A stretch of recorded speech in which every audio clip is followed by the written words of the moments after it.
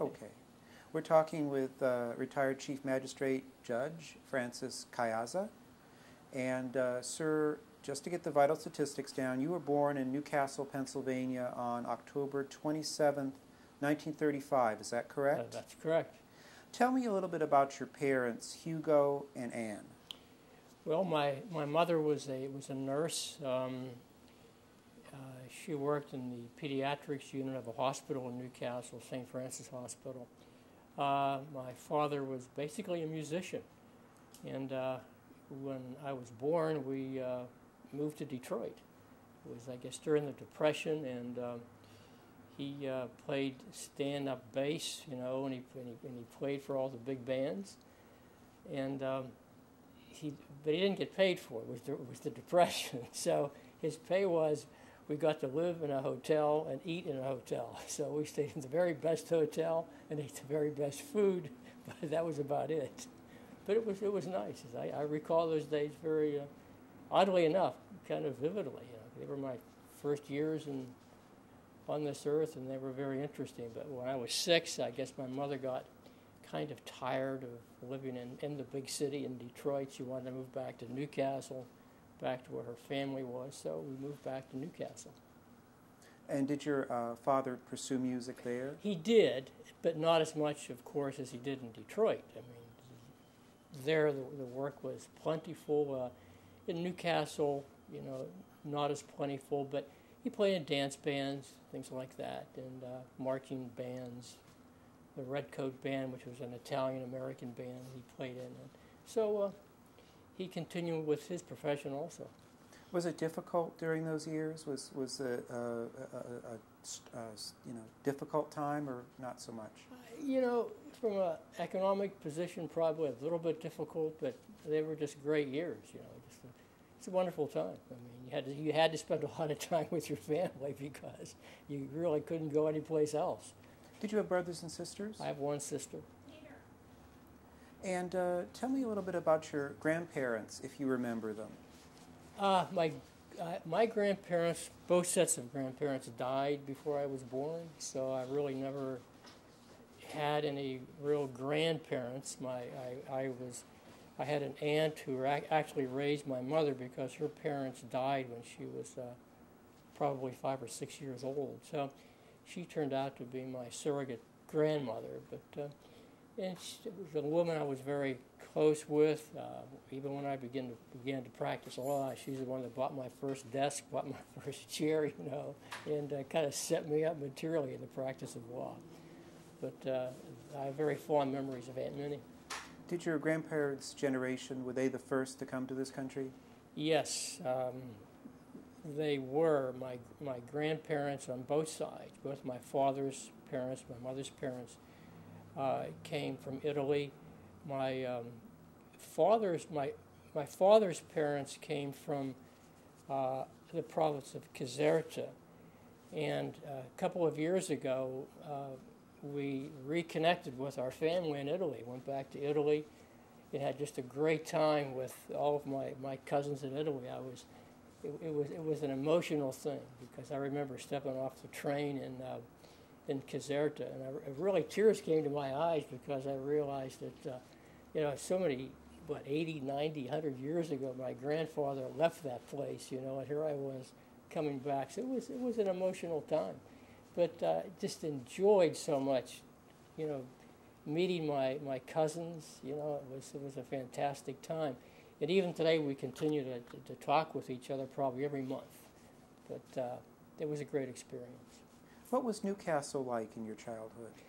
Newcastle was a thriving community. It was probably about 50,000 people, a lot of manufacturers. United Engineering was there, and later turned into the Mesta machine.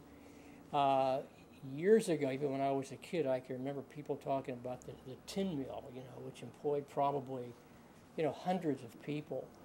But it was a vibrant, thriving community back then. What values do you think your parents instilled in you? I think, first of all, I think loyalty, you know, to be loyal with your family, with your friends, have a sense of commitment, to what you do in life.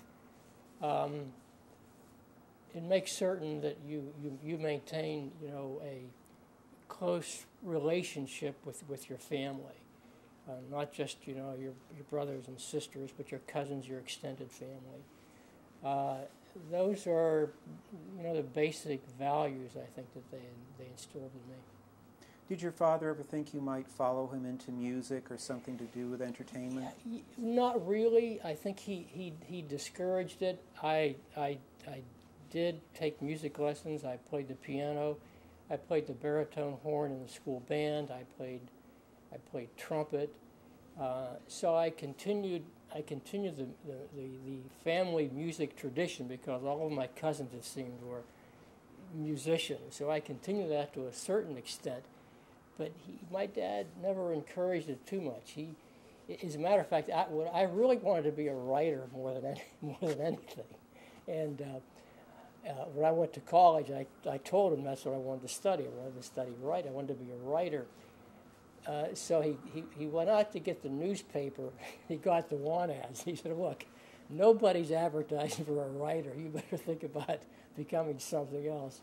So, I snuck in some creative writing courses when I was in college at Duquesne, and took a lot of English lit courses and things like that. But then after college, fun was over, and I went to law school. So That's interesting. Do you remember what writers you might have admired when you were growing up? All the classic writers, Hemingway. I did a lot of reading, and even today I like to write. As a matter of fact, I've written a novel, which I'm going through some different drafts right now with the novel. But if it's going to get published, it's going to be self-published probably, which I'm going to do, I think. Kind of leave it, and see what happens with it. But I don't know. Do you think there's any relation between a love of writing and wanting to be a writer and being a good jurist or exponent of the law? To be able to write well is a tremendous asset, I think, for any judge. Too often, I can even see with a lot of the briefs that I would get that I would read it with a pen in hand, making corrections that nobody would see, but I would try to be critical about things that I've read, not in a bad way, but in a good way, and maybe sometimes talk to the lawyers and maybe make suggestions that perhaps they could improve on their writing skills. But being a judge, you have to write very concisely, very precisely. You have to, what you're doing is you're basically telling a party why they won or why they lost a particular case in many instances. And I think it's very important that they know very clearly, what their case was about. So I think there's a very, I think, sharp connection between being a good jurist and a good writer. Now you went to Barry, I'm sorry, let me interrupt this just briefly. I wanted to leave the window open, and we are rolling again. Please continue. Now you attended public schools in Newcastle. Yeah, well, I attended parochial school for 8 years, St. Joseph's, and then I went into the public school system after that. And what do you remember about those years? Were there favorite teachers or subjects you had? In grade school? Or in high school? High school. Problems of democracy, I think. I don't know why. But at the end of the year, the teacher asked us all what we were going to do. And I said, first of all, I'd like to be a writer, but I think secondly, I'd probably like to be a lawyer. And even my teacher said, well, from the work you've done in this class, I think you better study law. So she said, I think you make a good lawyer. So here I am. Did you have a strong interest in the law at that time? It sounds like you had at least an inkling that you might go into that. I did. I read a lot about, for some reason, I was kind of interested in politics. And when I was in high school, the Congress had passed the Bricker Amendment, which was, remember the Bricker Amendment that a president cannot succeed himself. So the same teacher, the POD teacher, said, "Does anybody know the name of the act whereby the president can only serve 2 terms?" And I put my hand up, and nobody else did, and I said, "Well, the Bricker Amendment." That impressed her, and I felt kind of good about it.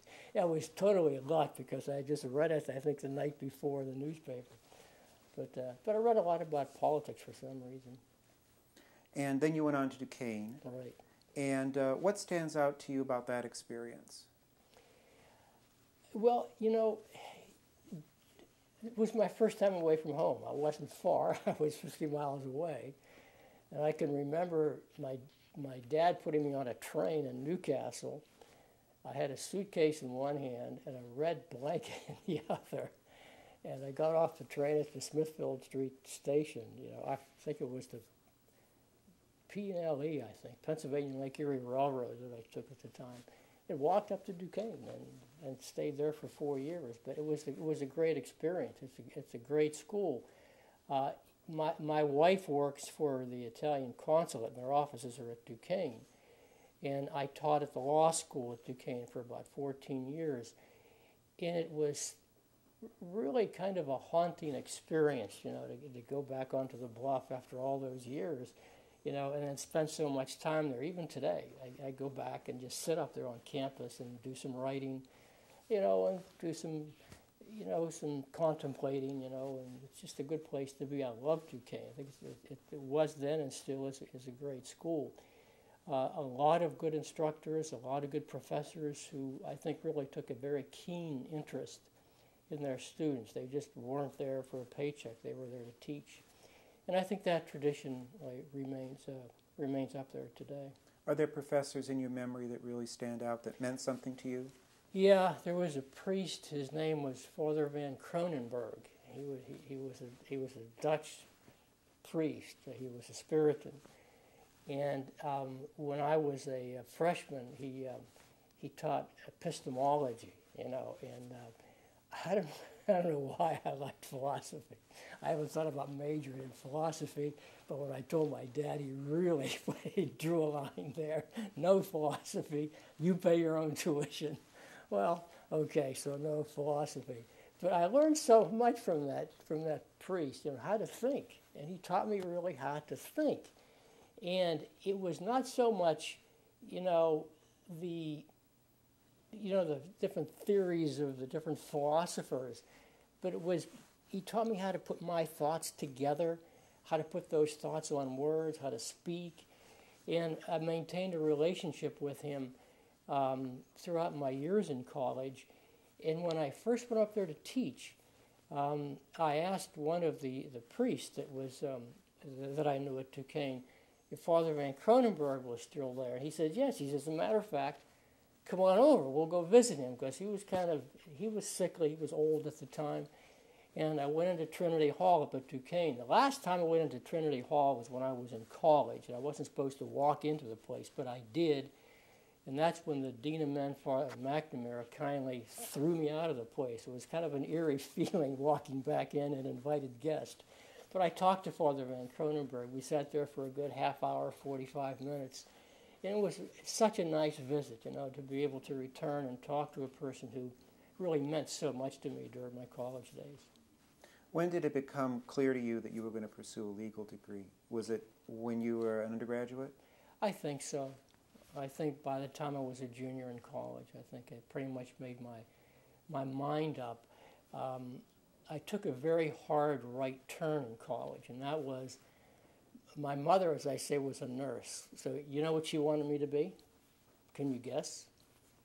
A doctor? A doctor, right? She wanted me to be a doctor. So I took a right turn, and I said, well, let me try this for a semester. I took the chemistry and the math. It was the worst academic year of my entire life. And then I really started to think seriously about, hey, look, your talents lie in other directions, so perhaps you should, get back on the road again. So by the time I was a junior, I knew what I wanted to do. You graduated from Duquesne in 1958, and then you went to the University of Pittsburgh Law School. Yes. And why there? Why not Duquesne Law School?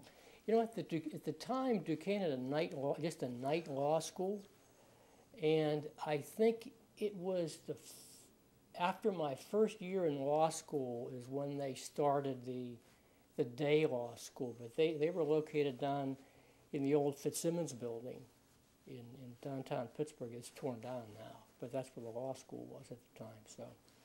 And what do you remember about your studies at University of Pittsburgh? I just remember that law school was tough. It was hard, but it was really interesting. You know, law school is more about reading cases and briefing cases and things like that. It's really trying to, you know, get a grasp of the law and what the law means to you as a practitioner. Because when you practice law, you know, you have somebody else's interest in your hands. It's true if you're a judge, the same thing, but when in this broad spectrum of the law, that you're really dealing with the lives of people. And no matter how small that case may be, it's probably the most important thing in the life of that person at that time.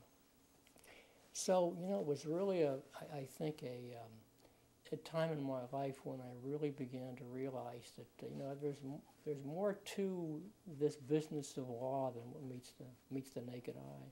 Was there an area of law that drew you particularly? Not really. You know, I had some interest in labor law, mostly because of the fact that my dad was a member of a union, and I can remember walking a picket line with him as a kid, you know, standing outside in the cold, you know, having a cup of coffee in the tent, you know. And I really had, you know, a desire perhaps to pursue a career in labor law. But then I thought a bit about that, and I thought about the people, you know, that were really members of unions, and those are the people that I generally began to represent when I started to practice law. Then you had some Army service. Right. From 61 to 63. Where were you stationed? I did my basic training in Fort Knox, Kentucky. Then I went to Fort Dix, New Jersey. And I can remember that when I was at Fort Dix, you had to fill out a form. And on the form, you were to indicate where you would like to serve the remainder of your tour of duty in the Army. Of course, number one, I put Italy. And secondly, I put Washington, D.C., and oddly enough, that's where I was stationed at Walter Reed Army Medical Center in Washington. And your duties there were? I had just taken the bar examination. I hadn't heard anything yet, and I was basically a chaplain's assistant at that time. Then what happened, I transferred into the JAG office there because they needed somebody to help with some various problems, you know, that were occurring at the hospital at that time. So I spent my tour of duty in the JAG office at Walter Reed. Did that experience shape you at all? It did in a way. I mean, I dealt a lot with some court marshals, you know, representing some personnel who were charged with some different type of criminal offense, perhaps, you know. So that was kind of shaped my feelings to some extent with what it was like to really represent people for the first time who had been charged with an offense. Was it an easy decision to return to Newcastle to practice law? To me, yes, it was in a way. I had applied for a job with the Treasury Department at the time, and I got the job, and I had to make a decision as to whether or not I wanted to go with them or go back to Newcastle to practice law. I had worked with an attorney in Newcastle who later became a judge. His name was Howard Lyon. And he was my preceptor because at that time you had to work with a lawyer for 6 months before you could be admitted to the bar. So I worked with him for 6 months. Then I had a decision to make whether or not I was going to practice law with him or take this job I had with the Treasury Department in Richmond, Virginia. So I decided to stay in Newcastle, stay home and practice law. But in retrospect, it was kind of an easy decision. I wanted to stay with, again, I guess, going back to what my parents had taught me, I wanted basically to stay with family. So that's why I stayed in Newcastle. Was Mr. Lyon something of a mentor to you, and did you learn something from him? He was probably best mentor that I've ever had. He was an extremely bright lawyer. He went to the University of Pennsylvania. He practiced civil litigation, and I really decided that that's what I wanted to do. I wanted to have a trial practice. I wanted to practice civil litigation. So I spent a lot of time with him. As a matter of fact, during my time with him, I prepared a brief for a case involving an accident that occurred in a township in Lawrence County. As a matter of fact, remember the township was Perry Township, and it dealt with a bridge and whose responsibility the upkeep maintenance of the bridge was.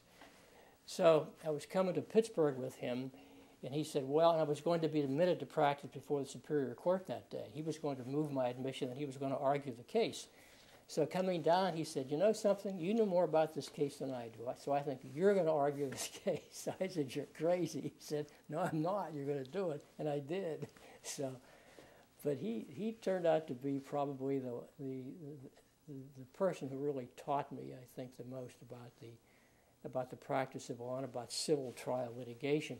I practiced with him for about 2 years, and then he was elected judge.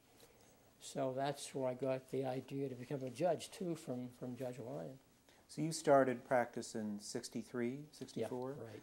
And you were saying something about the nature of your early cases. What other cases, when you were starting out, do you remember? You know, the cases, I remember the first case I ever had was in Mr. Lyon gave me the case, and I later found out why. And I remember the client's name, too. His name was Mr. Smith. And he came into my office, and what he wanted was he lived with his mother, and he wanted me to evict his mother from her house. I said, no, this isn't the type of work that I want to do. So, but after that, most of my practice centered on general practice with a high concentration on civil litigation. And what was the legal community like in Newcastle in those days? It was a very good legal community. There was a lot of brotherhood. There was one woman lawyer. Her name was Marjorie Young, and she blazed the path, and she was a very competent lady. But the camaraderie with the Bar Association was great. When you were in the courtroom, you represented your client very vigorously. When you walked out with that lawyer, you were still a friend of that lawyer. You don't have that today, I think, in the practice of law too often. I mean, too often it seems to me that there's too much personal involvement.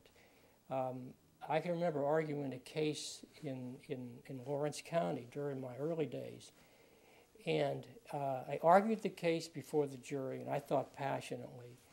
And the judge called me into his chambers after, and he said, you know, you did a very good job trying this case, but let me tell you something.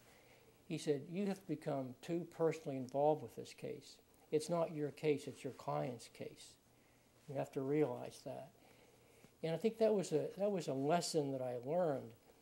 But I also learned that, you know, when you become so personally involved, it's hard to maintain a professional relationship with the other lawyer. And that's what you have today, I think. You have too many lawyers becoming personally involved with the case, and they find that, you know, when that case is over with and they move on to another case, and too often, you know, that camaraderie, that professional relationship between the lawyers becomes very difficult. You think that grew to be true across the board and not just in Newcastle? I'm talking mostly about today, you know, about what I've seen happen. It's been a slow progression. I don't mean to say it happens all of the time. I don't mean to give that impression. But let me just say it happens too often. You practiced all through the 1970s. Did the nature of the cases you took on change during that time? You know, not too much. It was a lot of civil litigation. You know, it was products liability cases, automobile negligence cases, you know, eminent domain, things like that. Any one or two stand out that were particularly interesting or significant?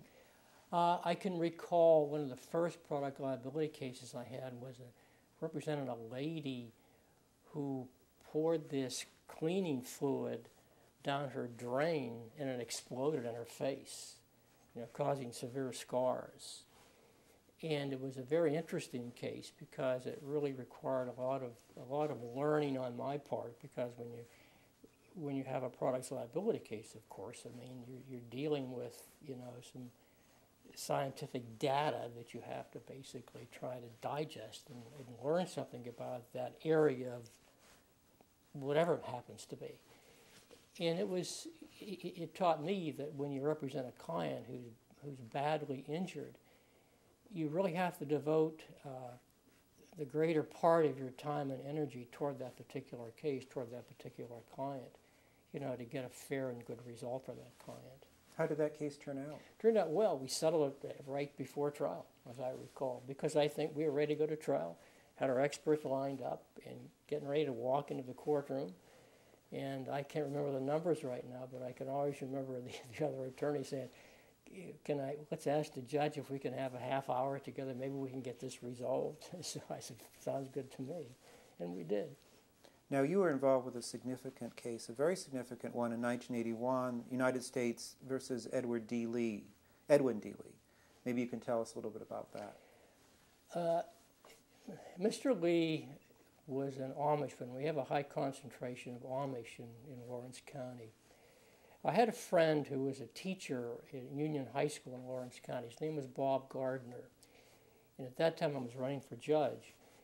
And he said that Mr. Lee had a problem, and that is the Internal Revenue Service wanted to levy upon his house because he hadn't paid the employer's portion of his employees' Social Security taxes. He was basically a carpenter, and he had a carpentry business. So I told Bob that I would like to represent Mr. Lee, but I was really kind of busy at the time because I knew this was going to be a pro bono case, So he said, look, he needs some help, just talk with him. Well, you just don't call an Amishman into your office because they just don't drive, so you have to get in your car and you have to go see them, which I did with Bob. And when I walked into his house and I met him and I met his wife, Katie, who we still maintain contact with even today, at least my wife does, I just couldn't say no. I mean, I just had to. He had 3 or 4 children. They were young. And, I saw a man who needed help again. So you harken back to what your parents taught you. So you don't say no, you say yes. So I thought, well, this is going to probably take a letter to, the Internal Revenue Service, and perhaps we can meet and get this thing resolved. I was totally wrong. They were dead serious. They wanted to levy upon his house. They wanted to, because he had owed so much in Social Security taxes. So what we did was we had filed the law. I forget the nature of the lawsuit now. It was, I believe, a First Amendment claim against the government. We tried the case in federal court before Judge Teitelbaum. Oddly enough, Judge Teitelbaum, years before, when he was the U.S. Attorney, I believe, handled a case involving an Amishman and the Amishman's horses, because that Amishman, he was an employee and he didn't pay his Social Security taxes for, I forget how this happened, but anyway, it was a Social Security issue. The end result was the government levied upon the horses of Mr. Byler, I think his name was. I'm pretty sure it was Mr. Byler. So I don't know what Judge Teitelbaum's involvement was with as a U.S. attorney. Obviously, he had something to do with it. So he was now hearing this case involving another Ombudsman as a judge. Well, he ruled in our favor, and we won the case. And of course, the government filed an appeal. We went through the appeal process and ended up before the United States Supreme Court. And that was the day before my election. Again, I'm thinking I should be out campaigning today. Tomorrow's the election. What the heck am I doing in Washington arguing a case before the Supreme Court? Well, I guess I had done it from a political standpoint, what I could do. It meant nothing to take a day off from campaigning, just a kind of a head thing. So argued the case and lost, by the way, 9-0. So Judge Teitelbaum was reversed. But after that, the government didn't do anything with Mr. Lee. I can remember receiving a call from Mortimer Kaplan, who used to be the director of Internal Revenue under one of the presidents. I forget which one. And he read an article in Time magazine about the Lee case, and he called me, and he said, you know, it's really sad what they're doing. We knew during our administration what the Amish were doing. We just didn't bother them because they weren't hurting anybody. So there was some publicity. Time magazine, 60 Minutes called, but they didn't do a piece on it. But there was publicity, and I think that kind of shied the government away, and Mr. Lee never suffered the loss of his property. So I guess in a way we won the case. Having such an interest in government and politics, it must have been a thrill to practice before the Supreme Court. It was. What do you remember about that? You know, I can remember this. The day before I argued, now we argued on a Monday, and I took my family there, my wife and my 3 children, and we, that Sunday I just wanted to go sit in front of the Supreme Court building, just me alone, just sit there and look at this building and try and get my ducks in order with respect to my argument. And the next day, when you go to the Supreme Court building, you argue a case, you have to go down underneath where the front stairs are, and you have to stand in line and sign in. The clerk of courts at that time of the Supreme Court was from Newcastle, of all things. And he came up to me and he took me out of line because I told him I knew his sister because my mother took care of his sister's child in the pediatrics unit at the St. Francis Hospital in Newcastle, and they became good friends. So she called her brother and said, you know, that I'm going to be there that day. Please show me some hospitality. Well, he really did, because he took me out of line and he gave me some tips about what to do, because my case was the first one that was argued that day. And he told me about the lights, the green lights and the yellow lights and the red lights. So it was a fascinating experience, really fascinating. Having put the brakes on again, I'm getting a battery warning. I'm very sorry. So anyway, my heart goes out to anybody trying to make a living as a musician.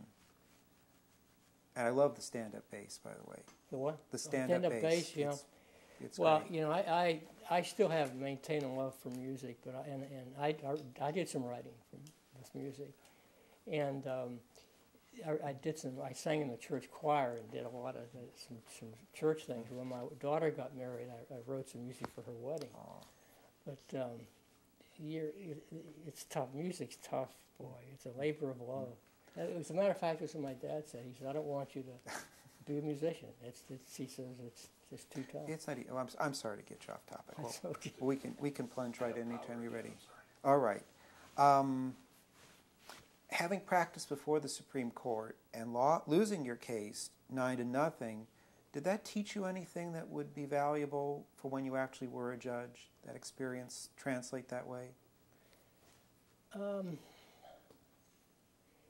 In a way, I didn't feel comfortable with the questions of some of the justices. I was really, I think, I was asked some questions about a couple of the justices, which I thought, I don't want to say showed a bias, but it showed me that they really didn't understand the nature of what the Amish were about. And it was odd because I was stumbling around a bit, and it was the first year that Sandra Day O'Connor was on the bench, and she bailed me out. I mean, she, like I don't know. I mean, I just felt she was she was far to the right, you know. I mean, she was seated at the last seat, recently appointed justice. And I just felt, you know, some comfort there with her, because I could see that basically, you know, she understood what these people were about. And I listened today to the hearings involving, you know, Judge Sotomayor, and what they're trying to paint her as a person, I think, or some of the members of the committee are trying to paint her as a person who uses her experiences in life too much in deciding cases. Your experiences in life shouldn't decide a case. The law basically decides a case. But you certainly can use your experiences in life, I think, you know, in getting a good feel as to what a good decision should be based upon the relevant law. I don't think any of us should leave our, you know, national heritages behind. I mean, we all come from, you know, different backgrounds, and that's what makes this country so great. You know, so why should you just ignore, you know, where you came from when you're deciding important things? I mean, there's a reason why we have laws today that relate to discrimination. That's because what? People were discriminated against, okay? So if you're part of that group whose forefathers were discriminated against, you have certain feelings. It's not that you make those feelings decide the case for you. They don't. But you have to incorporate them, I think, into what you say and what you write. 4 minutes on this tape. Do you want to just go to a new tape now? Or? Do that now. Let's do that. It just popped up. Okay. I'm causing so many interruptions.